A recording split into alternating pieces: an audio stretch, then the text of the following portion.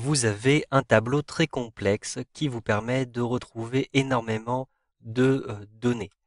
Il s'agit quasiment d'une petite base de données. Donc vous le voyez par exemple ici, j'ai mon tableau de commandes avec toutes les références de commandes, les noms des clients, je vais même avoir les dates, les quantités, les différents prix qui sont associés. Et si je regarde sur le côté, je vais avoir les valeurs.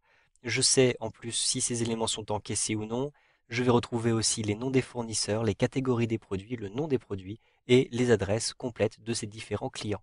Je vois en plus que ce tableau est très grand puisque, vous le voyez, il descend jusqu'à la ligne 33. Vous pouvez avoir de nombreux tableaux, des tableaux beaucoup plus complexes et beaucoup plus grands qui vont vous servir de base de données. Je vais donc essayer de retrouver des informations à l'intérieur de cette base de données en connaissant les éléments dont j'ai besoin. Par exemple, je souhaite retrouver le nom du client pour la commande qui répond à certains critères. J'ai donc une plage de critères qui va me servir. Vous le voyez, j'ai une plage de critères avec les dates. Donc je souhaite par exemple retrouver les éléments qui répondent uniquement à ces dates. Donc entre le 31 mars 2012 et le 1er juin 2012. Et je souhaite retrouver les éléments dont la valeur va être supérieure à 50 000 et inférieure à 100 000. Je vais donc utiliser ces plages de critères et je vais utiliser ma base de données pour retrouver ces éléments à l'intérieur de ce petit moteur de recherche. Donc tout d'abord, je vais devoir nommer un certain nombre d'éléments. Le plus simple pour utiliser ces formules, c'est de nommer les éléments dont vous aurez besoin. Je vais avoir besoin de mon tableau, je vais avoir besoin de ma plage de critères et je vais même par la suite avoir besoin uniquement des plages concernant les dates. Donc ici, je me rends à l'intérieur de l'onglet Formule.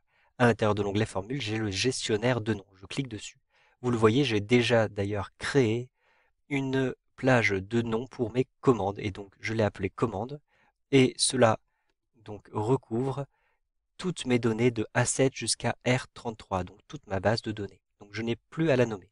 Cependant, je vais maintenant nommer une nouvelle plage de données pour les critères. Je clique sur Nouveau et je vais rentrer ici Critères. Ensuite, je vais sélectionner ma plage de critères. Je clique sur la petite flèche rouge et je vais sélectionner ici ma plage de critères allant de A2 jusqu'à D3. Ensuite, je clique à nouveau sur la petite flèche rouge pour valider ce choix et je clique sur OK, j'ai donc maintenant une nouvelle plage qui s'appelle critères. Je vais utiliser les plages critères et commandes à l'intérieur de mes formules. Je vais maintenant fermer cette petite fenêtre-ci. Je souhaite maintenant retrouver le nom du client pour la commande qui répond à tous mes critères. Je vais utiliser la formule BD lire, c'est-à-dire lire la base de données. Donc égal BD lire. J'ouvre ensuite la parenthèse. Et ici, je vais rédiger ma formule. Donc tout d'abord, j'ai besoin de connaître les références de ma base de données. Donc elle s'appelle commande. Donc je vais simplement rentrer ici commande, mais je pourrais simplement sélectionner de A7 jusqu'à R33 si je le souhaite. Donc comme elle s'appelle commande, j'utilise le nom, point virgule. Ensuite, vous allez spécifier quel est le nom de l'entête dont vous allez vous servir. Donc il s'agit ici du nom du client. Donc je vais utiliser l'entête nom entre guillemets pour préciser qu'il s'agit d'un texte. Je mets donc nom. Vérifiez que vous avez bien orthographié à chaque fois l'entête de votre champ, sinon cela ne va pas fonctionner en respectant les majuscules. Ici, je vais rajouter un point virgule et maintenant je spécifie quels sont les critères. Donc je peux sélectionner ma plage de critères allant de A2 jusqu'à D3. Je peux aussi utiliser le nom que j'ai donné à ma plage de critères en l'appelant donc critère tout simplement. Je ferme ma parenthèse et j'appuie sur la touche Entrée pour valider. Et donc je vais retrouver ici le nom du client pour la commande qui répond à tous ces critères en même temps. Il s'agit effectivement de Dubois. Je vais maintenant spécifier une plage de critères un petit peu différente, puisque je souhaite avoir la valeur maximale dans la période définie dans les critères et la plus petite valeur dans la période définie dans les critères. Or, la période définie dans les critères est définie ici de A2 jusqu'à B3. Je n'ai pas besoin ici des éléments qui sont en orange. Je vais donc créer une nouvelle plage de critères. Donc, je clique ici sur gestionnaire de nom. Ensuite, je choisis ici nouveau et je vais appeler cette plage date tout simplement. Donc, date comme ceci. Ensuite, je clique sur la petite flèche rouge pour sélectionner mes critères, donc allant de A2 jusqu'à B3. Je clique sur la petite flèche rouge comme ceci et je clique sur OK pour valider. J'ai donc maintenant, vous le voyez, une plage nommée supplémentaire. Je peux fermer ma fenêtre. Maintenant, je vais utiliser une formule BD max pour retrouver la valeur maximum à l'intérieur de ma base de données. Donc égal BD max, tout simplement. Ensuite, j'ouvre ma parenthèse et je vais indiquer les coordonnées de ma base de données. Il s'agit de ma base de données commande, donc je rentre ici, commande. un point virgule. Vous voyez que en bleu, ici, apparaît toute ma base de données. Ensuite, je vais indiquer l'entête du champ qui est concerné ici. Donc, il s'agit des valeurs, non plus des noms. Donc, je vais rentrer ici, valeurs, tout simplement. Je vérifie que cela a été bien orthographié comme l'entête de colonne ici. Ensuite, je vais spécifier les critères. Or, les critères, je viens de les nommer date. Donc, je vais ici rentrer date et vous avez d'ailleurs les dates qui apparaissent en rouge. Je ferme la parenthèse et j'appuie sur la touche Entrée. Et donc, je vais avoir la valeur maximum d'achat dans la période définie à l'intérieur des critères. Je souhaite maintenant avoir la plus petite valeur. Je vais utiliser BD min pour retrouver la valeur minimum dans la base de données. Donc égal BD min. Ensuite, j'ouvre la parenthèse et je vais, de même que tout à l'heure, entrer le nom de la base de données, commande, point virgule, le nom du champ, donc il s'agit de valeur toujours. Je ferme les guillemets et je spécifie les critères, donc il s'agit toujours des critères de date.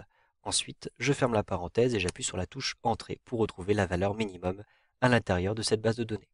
Enfin, je vais avoir ici besoin de retrouver le nombre de commandes qui répond aux différents critères, puisque j'ai la période spécifiée et j'ai en plus une valeur supérieure à 50 000 € qui m'est demandée. Donc, il s'agit des 3 premiers critères. Et je veux retrouver le nombre de commandes. Donc, je vais utiliser simplement la formule BDNB pour le nombre d'éléments dans la base de données. Donc, égal BDNB.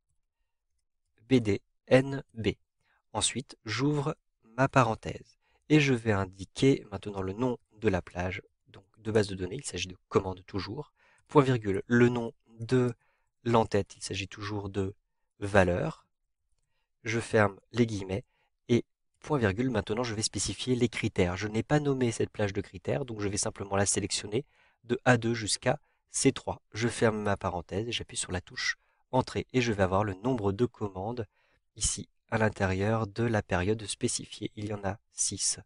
Je peux ensuite modifier ces différents critères, bien entendu. Par exemple, je vais modifier le critère de date de début. Au lieu de choisir mars, je vais choisir avril. Donc je vais remplacer le 3 par un 4 et j'appuie sur la touche Entrée.